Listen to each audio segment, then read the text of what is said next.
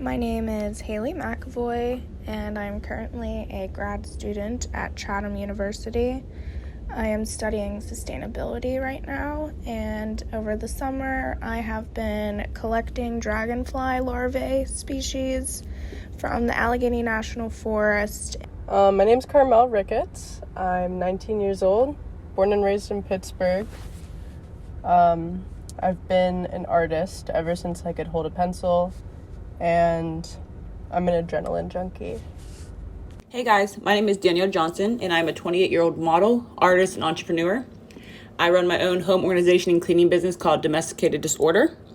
Some quick little fun facts about me are that I am a proud Black woman. I love animals. I love seeking adrenaline rushes. My favorite holiday is Halloween, and my favorite color is baby blue. Hello. My name is Sara Bednar, or Sari Berry. I am a full-time software engineer at Google and a part-time model with Doherty. I'm Nicky Neto. I am 21 years old. I'm an artist. I'm a Pisces, and I am hungry.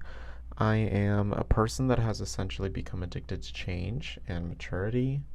I am a committed communicator of the human experience, and I believe above all the immeasurable power of vulnerability.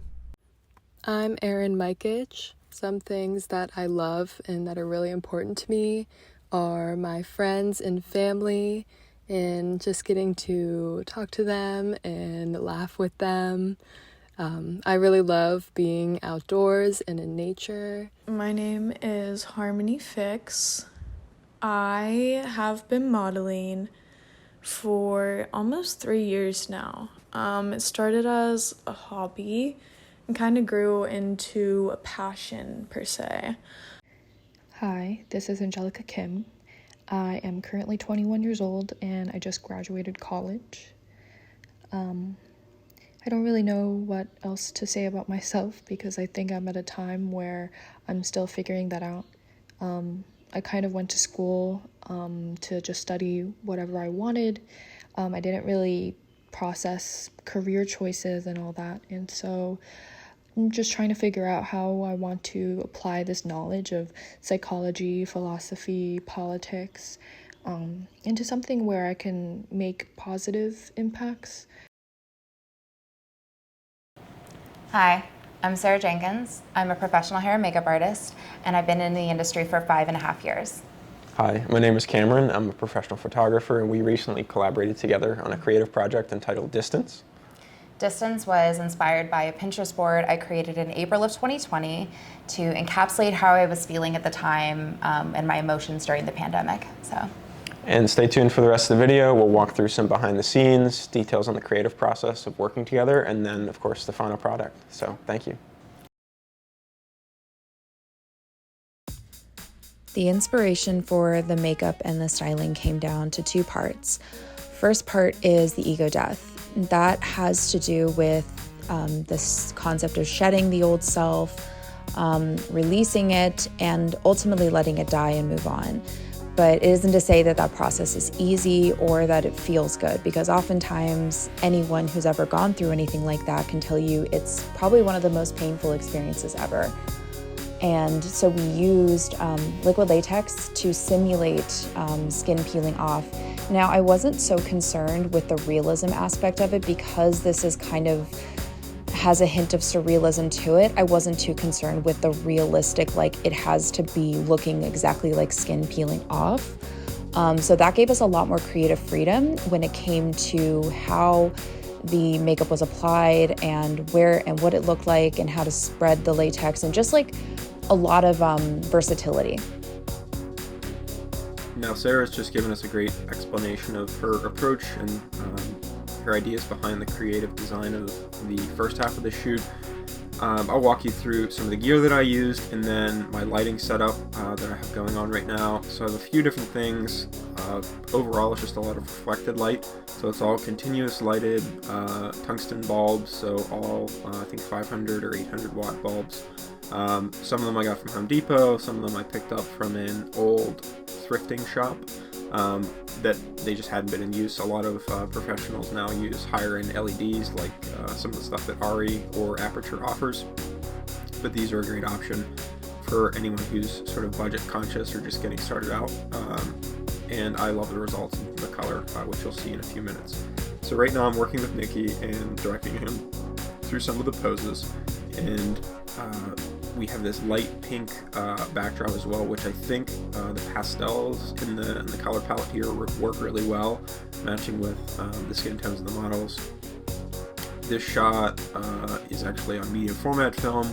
I'm shooting with a Veronica SQA, a prism finder, and a quick crank speed grip, I guess is what it's called. And then I also have my large format camera, which I'll use a little bit later, as well as a full frame Sony digital camera. These are the final edits and images I have of Nicky.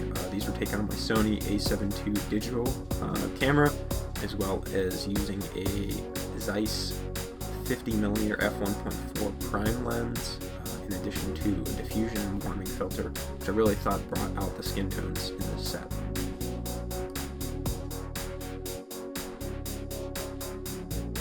So to begin a creative project like this, it's really important to figure out the hard logistics, like where is it going to be, what day, timing, and then who can be involved. So once we figured out the location, which is the studio that we're in right now, and then also the day that we were looking at, as well as like how much time this was going to take for us to have on that day for shooting, then we were able to put together a roster of models for who was potentially going to be in this shot. And whenever you're scheduling something like this, sometimes you can expect a degree of attrition, particularly more creative, collaborative work. People's schedules move around, things happen, so I always like to err on the side of having more people than less. And this idea that Sara had brought to me was flexible in that it encompassed a variety of themes, and we could tackle a lot of those themes with plus or minus a number of people, rather than needing specifically, say, if we did a shoot with twins and we needed 2 people that looked exactly the same or whatever it may be, we simplified things across that dimension as well. So in terms of the logistics, I think we knocked it out of the park and had everything scheduled early, communicated those things up front, and then also in terms of shooting day of, we had a shot list together of which specific shots and general list of poses that we wanted to put together. And I'm very fond of having like a loose structure or outline for the day, and then you can kind of let those creative juices flow day out, but having a plan and moving things forward, particularly with shooting with 8 faces to do for makeup. Yeah. For sure. It can be a big workload to carry, so splitting everything up so no one's sitting idle and bored, and everyone's kind of involved in their own way is probably the best way to go about scheduling things like this. Yeah, I agree. So when it comes to the big day, everyone shows up, knock, knock, we're here. What do you do to make sure you have everything planned and have additional space and time and resources if hiccups or bumps in the road arise? I think having a plan, again, beforehand is really, really important. And then there's a lot of like very basic details that contribute to the end result in terms of having food, having water, having good music, good vibes in general. Would you agree? Yeah, totally. I think that those are like the basic structure that creates the best of the day, because we're asking so much of the models, because not only is this just like a, point and shoot thing, this is also a very emotional, like the whole thing from top to bottom, the themes are all very emotional. So we're asking people to really come in and be at above and beyond. So to provide the things that are necessary for that kind of energy, I think is really important. And also to make them feel safe enough to really express themselves, because that's really important.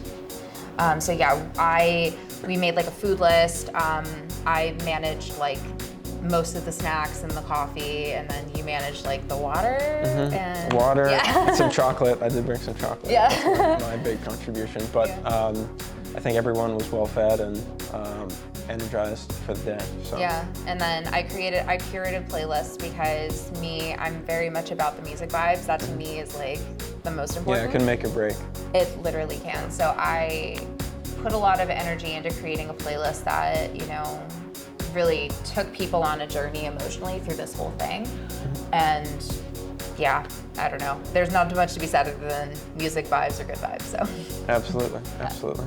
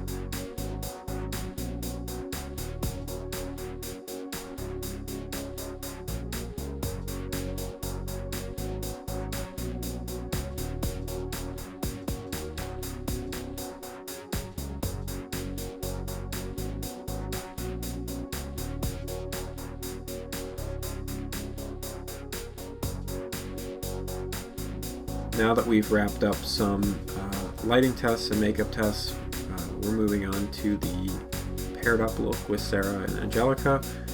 Really love how, again, these turned out both on film and digital. I believe the film I shot here was Cinestill 800T in medium format, as well as my Sony a7 II full frame. I've been taking this dual approach recently where I've done a mix of full frame, medium format, sometimes large format, instant, point and shoot, all in an effort to sort of examine my subjects from different angles and look at them through a lens, again, no pun intended, a lens that I would not normally look at them through. And I feel like it really keeps the art and the exercise of capturing more creative work like this super fresh, and oftentimes it opens me up to ideas that I wouldn't have thought of beforehand. So overall, I'm a big fan of kind of establishing that process. Now, coming up shortly, you'll see the final images, and Sara's applying latex here. Latex itself took a little bit of time to dry, and of course we had to sort of layer it and give some dimensionality. If you have specific questions on how she achieved that look, feel free to DM her on Instagram. I'll have her information linked below.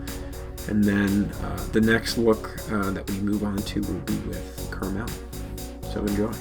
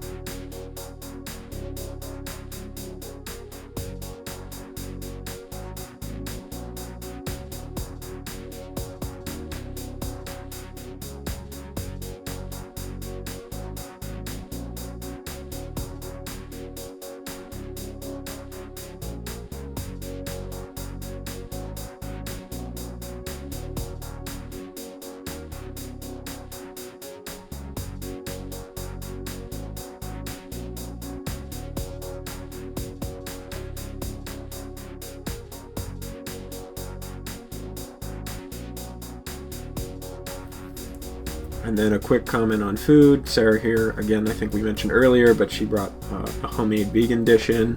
I brought some dark chocolate and waters and various drinks for everyone to enjoy while we kind of hang out and shoot and be creative. I don't necessarily bring food on all of my editorial looks or all my creative looks, but anytime that I'm shooting, say, over 2 or 3 hours, it sort of makes sense, because you're there, particularly if everyone's not involved the entire time. Like, people are going to get hungry, they're going to start to get bored, so the food helps everyone keep as engaged as possible.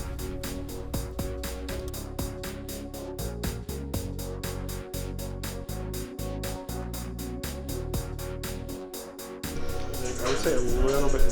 A little more? Yeah, we can have more. I'll actually go. Okay. I'm gonna have you just stay there. Okay. Cameron, vibe check. What's going on now? Check. Oh. Vibe check. I'm sweating. Okay, yeah. The lights are hot. We're 4 rolls deep. The lights are very hot. 500 degrees Celsius for those who care. Well, I'm dreaming of lunch. Beautiful shots. And all that wonderful chemical smell when I develop this later. Do you do your own developing? Bleach and fixer, yes. Ooh, I do. that's awesome. Develop everything. 35 mil, large format, medium format. If anyone has a scanner they want to donate. You heard it here.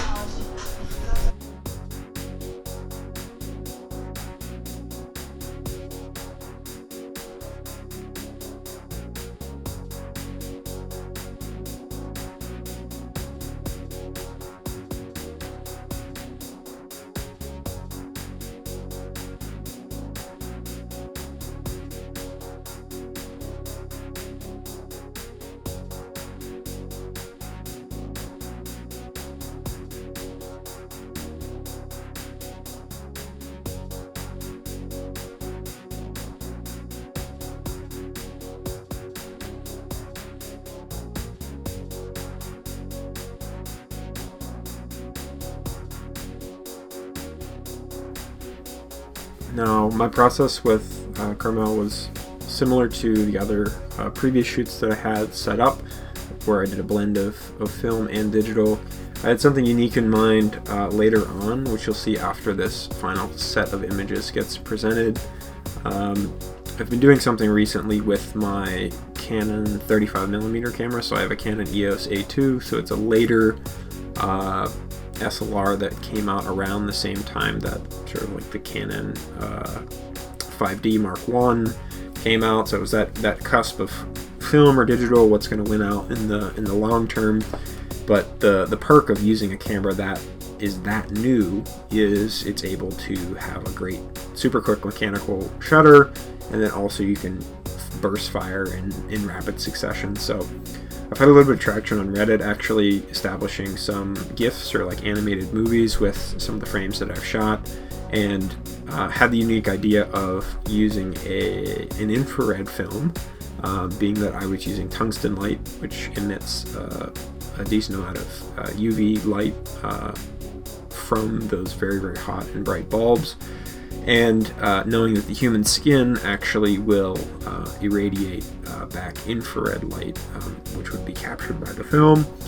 I thought, why not throw that in the Canon and make it happen? So I took an R72 filter, which is an infrared specific filter that will cut off, depending on the quality of filter and the brand, but usually cut off around 720 nanometers in the light spectrum, and then everything longer and shorter are separated with that filter, and then you get only the infrared red light that you want in your final image on the infrared film.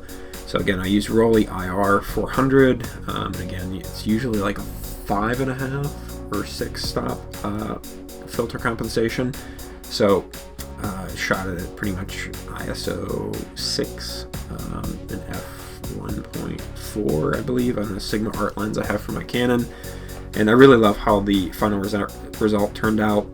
Traditionally, I've actually just used the frames and stitched them into the movie, but I really like the perforations on the outside of the edges of the film. I really think it adds to the aesthetic and really shows the creative attitude we were trying to capture in terms of that feeling of growth and pulling the skin away and evolving over time. I think all of those things work really, really well. And again, the added layer of like looking at the infrared and looking at a layer of light that's not necessarily visible to the human eye, I think pairs well with the narrative we're trying to get across here, where there are maybe things beneath the surface that aren't as obvious from the start that end up being super, super important parts of these meaningful experiences that we all go through. So the animation itself should be coming up shortly, and you can check it out.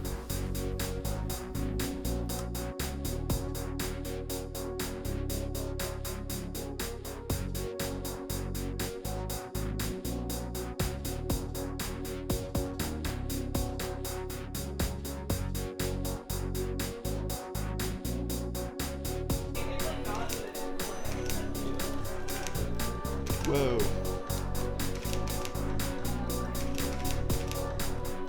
Yeah, look at that one. The negative film. Oh my god. Out of latex, kind of.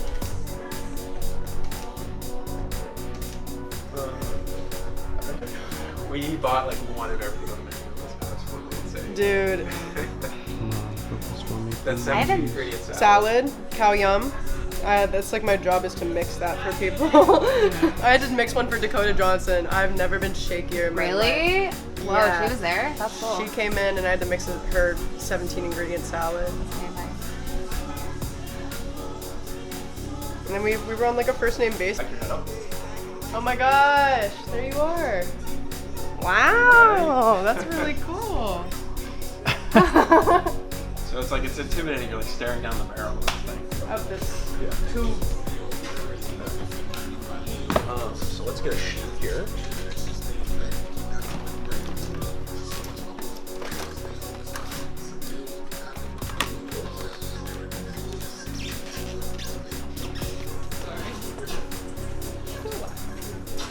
So these, I'll I'll pretty much like put you in a position and you have to like stay there.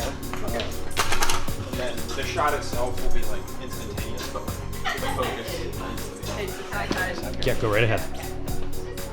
Can you take that? No, don't even worry about it. Yeah.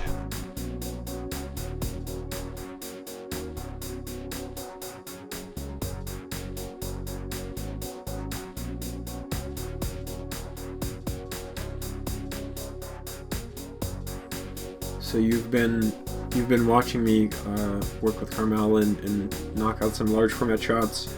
Here I'm using the Intrepid 4.5, I believe Mark IV 3D printed camera. I actually have had some issues with the camera, but the company's been super great with helping me get a replacement. It started to warp actually due to, I believe, like just the regular summer heat, and Pittsburgh isn't even that hot in my personal opinion. So I started to worry because the front and rear standard weren't straight and weren't aligned with each other. And they shipped me a new one that's made out of wood this time, so I think it'll be a little sturdier, and overall the experience will be a little bit more streamlined than it currently is now. Now I'm kind of walking things through and explaining. I took the audio out here because I didn't want to get copyright striked because there is music playing in the background. But I have the 260mm lens, and again we're using tungsten lighting, so I have a color correction filter in front of the lens, which ends up being around an 80mm lens, and overall it ends up being a perfect focal length for portraits. Here we're showing Carmel the Polaroid I took on my SX70, which I think she really enjoyed, and then each of these frames were shot on Tri-X, I believe it's 320 or 400. And the sheet film, again, I've grown to love this film a lot. It's super wide latitude and gives a really similar look to HP5 in my opinion, but it's cheaper, particularly buying in bulk, so can't beat that. And after that, this video will transition into looking into what we did for the second part of the day in the second set of the shoot.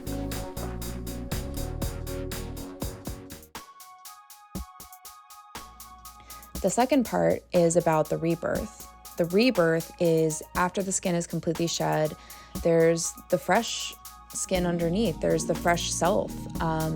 I wanted to introduce fabrics. We bought a iridescent cellophane.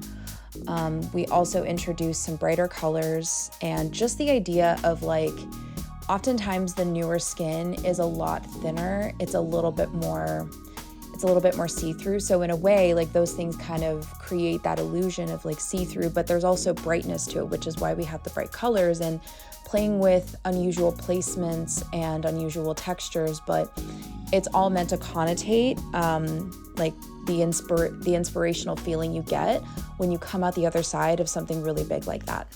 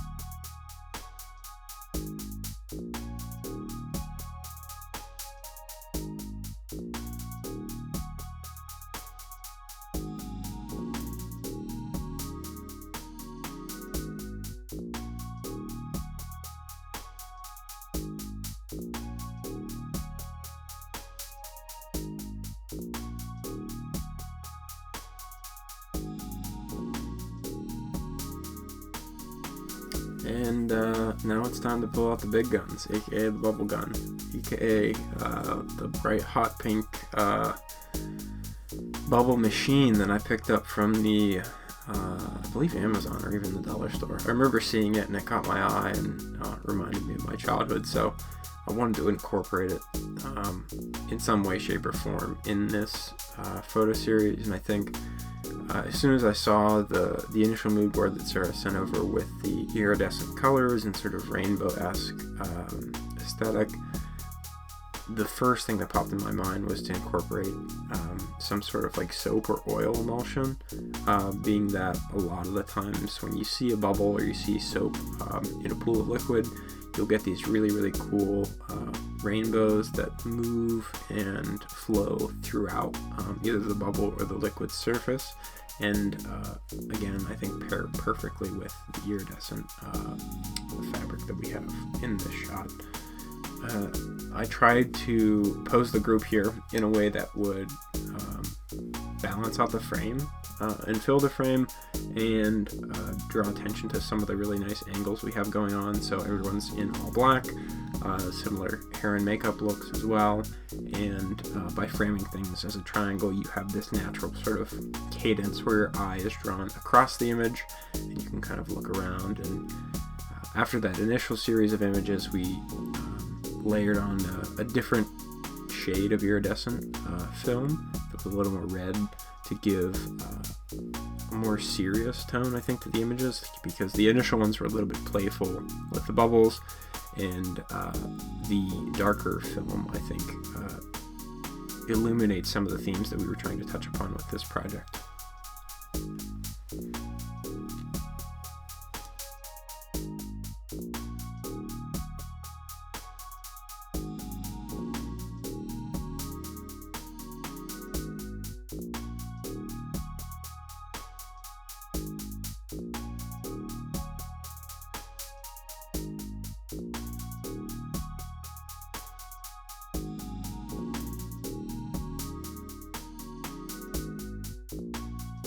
Now, coming up in the final images we have that are popping up right now, at the end of this set I actually show a group of cyanotypes. So I took the black and white film that I had and hand-coded some paper and made some cyanotypes, and those are exposed and are photoreactive to UV light, and took the entire thing and pretty much made a cyanotype contact sheet. So I might do a whole video on this in the future, but I just really enjoyed the process, and I think it gave a really unique result.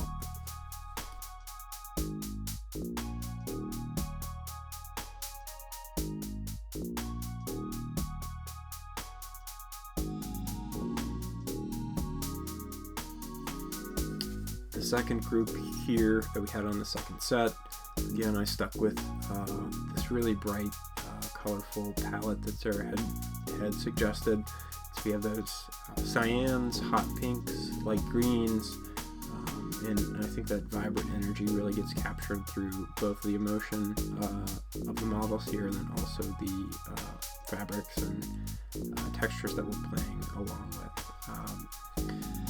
We have this tool that's a little bit sheer but gives a little bit of texture for different looks here, and I instructed the models to sort of pose naturally with the fabric, so take it in whatever direction that their mind is most drawn to, whether it's to stretch across the face or move it around, maybe cover one eye, and seeing those things in combination really sparked a lot of good creative ideas.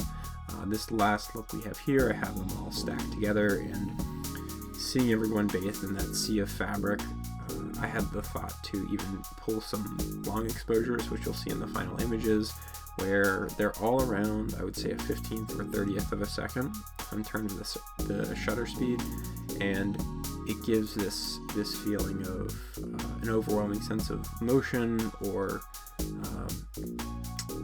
movement in a way that is indiscriminate.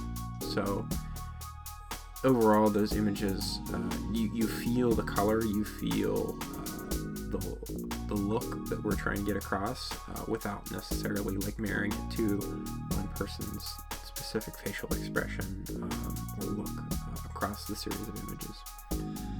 So again, these four I think paired super well. So last time we had a triangle going on, and now we have more of a square or a diamond shape. I really like the contrast between everyone's hair and skin tones here.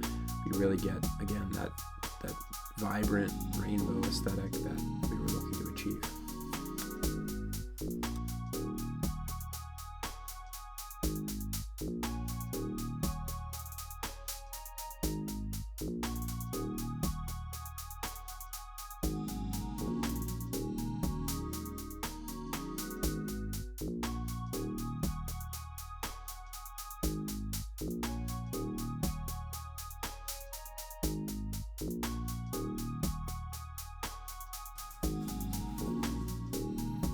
So in this last set that we have going on, we have Danielle and Erin together. I opted to swap out the cyan backdrop for a more tan, neutral earth tone. And here, with the neutrals we have going on, I think the brighter accents, so the green in the eyes, and then the pinks and the purples and blues that we have together really draw the eye to those accent colors we chose to incorporate. And I think it works really, really well with the skin tones. In terms of posing each of these two together, I think they had some really great on-set chemistry, and then I believe it's the first time that they met, but there was plenty of time for everyone to kind of get to know each other, get comfortable, and sort of exchange stories and personal experience. Again, knocked out a few film shots here, and did most of the bulk of the work on digital, and shot a few solo shots and then a few in combination, and in instructing the models how to pose in combination, I'll often repeat poses. So if we have like model A on the left, model B on the right, and there may be back to back, I'll flip-flop them and switch them, just to give a variety of different options, because they'll naturally be maybe someone favors their left side or their right side, or the other person's taller or shorter, I think and that just envisioning our those process from top to bottom has been just for them in really practice, fantastic. I think that we really came in with a lot of intention and put a lot of thought and love into it, to the point where everything felt like it flowed, even though, you know, from a beginning to end process, you're still gonna have some sticking points. I feel like this was the smoothest I could have ever asked for, and that speaks a lot, I think, to both of our desire for the finished product, but also our willingness to work with each other. So that's really huge. And then also, I'm just really proud of everybody else who showed up, like all the models, the videographer. Very thankful, yes. Yeah, I'm crazy thankful for everybody. I'm so glad that this was not just some gratuitous art thing for me and then something for you as well. This was also something that everybody else benefited from, and hopefully the world loves it as much as we do. So that's how I feel. How about you? Awesome. Yeah, I agree. I liked it for most of those points. I really looked at it as an opportunity for personal growth, because I've done some creative projects, but nothing of this scale. And I was really happy with the final product in terms of scheduling and getting all of those anxiety-inducing things out of the way, in terms of making sure everything shows up on time, finished, and the final product looks the way we want it to look. But overall, very happy with it all. If you're interested in more creative projects like this, I'm going to continue to do them and post them on this channel. If there's certain themes or artistic questions you'd like me to cover, feel free to comment below.